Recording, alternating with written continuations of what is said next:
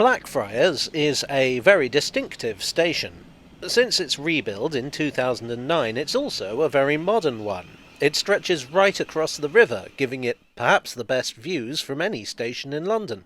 But I'm not here to talk about the modern station. You see, around here there are quite a few stations that are anything but modern. We're going to look at the abandoned stations around Blackfriars. Now, to begin with, obviously, Blackfriars is far from abandoned, but we can't ignore two of the old features here. This wall is a relic of the original station building, preserved in the new. Blackfriars Station was built by the London, Chatham and Dover Railway in 1886, and as you might imagine, one of that company's big selling points was that it connected London with the Channel ports. This wall advertises that fact. To me, it feels like a reminder of the days when travel was much more exotic, when you couldn't just leap on a plane and be anywhere in the world in a day.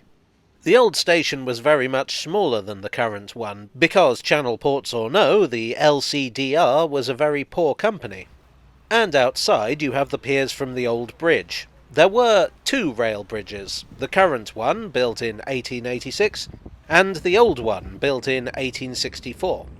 Until Thameslink came along, passenger numbers on the line through Blackfriars had been in decline. At the same time, the original bridge was deteriorating severely. Rather than rebuild it, British Rail decided to get rid of it in 1985.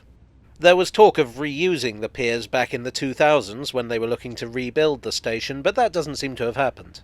As well as the piers, there's an LCDR crest at the south end. I seem to recall there's another preserved on the estate of the late Sir Bill McAlpine, near Henley. But we are heading north for now. You can clearly see where the line used to be wider. After Blackfriars it continued on to Ludgate Hill, which was here. The station opened in 1865, and 9 years later they built another terminus at Holborn Viaduct, which is also very close. Between Blackfriars and Holborn Viaduct there wasn't much reason for commuters to get off at Ludgate Hill, and it closed in 1929. The site was obliterated when the Thameslink tunnel was dug here. Now we are going to go south. So these days Blackfriars serves the north and south banks of the river. Before that it only served the north bank, but before that there was a station that only served the south bank, and it was here. It lasted a smidge short of 100 years.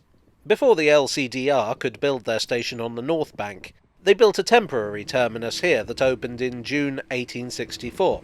It was called Blackfriars Bridge. Just a few months later, in December, the line across the river opened, and this became a through station.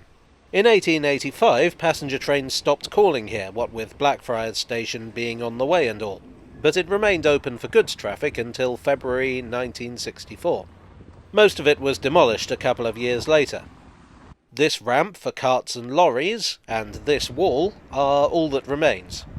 There's a lot of development going on around here, and for a brief period a couple of years ago it was possible to see some remains on the other side of the bridge. Let's continue along Blackfriars Road. There's another abandoned station here, which belonged to the South Eastern Railway. Now you may have noticed that the sign says Charing Cross Railway. That was a company taken over by the South Eastern before it opened, although evidently not before they'd gone to all the trouble and expense of making a sign. The South Eastern were rivals to the LCDR, and they opened this station just a month before Blackfriars Bridge. I strongly suspect that they hoped to poach passengers from the LCDR. For much the same reason they built Cannon Street Station, even though they didn't really need it.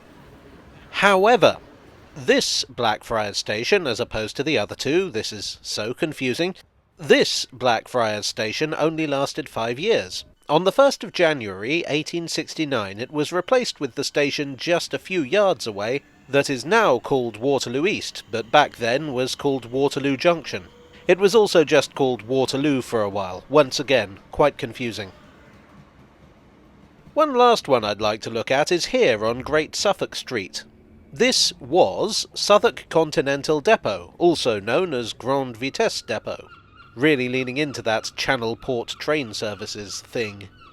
Now, it may be stretching things to call this a station, because it only handled parcels and goods. What happened was this.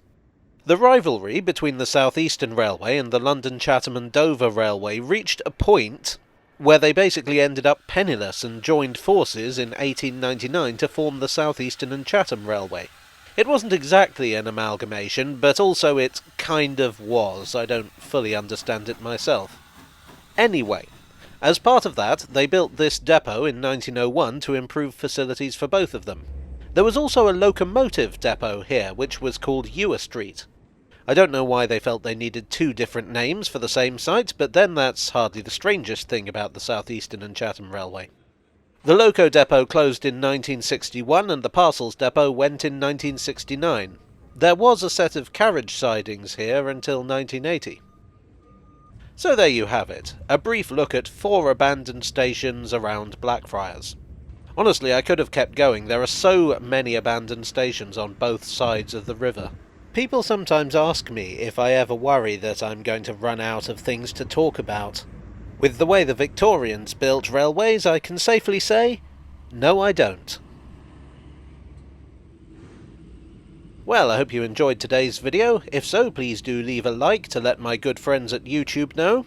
I plan to explore the area more, particularly south of the river, so you may wish to subscribe and hit the bell icon to be informed when I get around to it. Or indeed to watch my various other ramblings. Anyway, I would like, as always, to thank my kind donors here on Ko-fi and on Patreon for your support. You are the amalgamation to my bankrupt railway. And I'll see you all again very soon. Cheerio.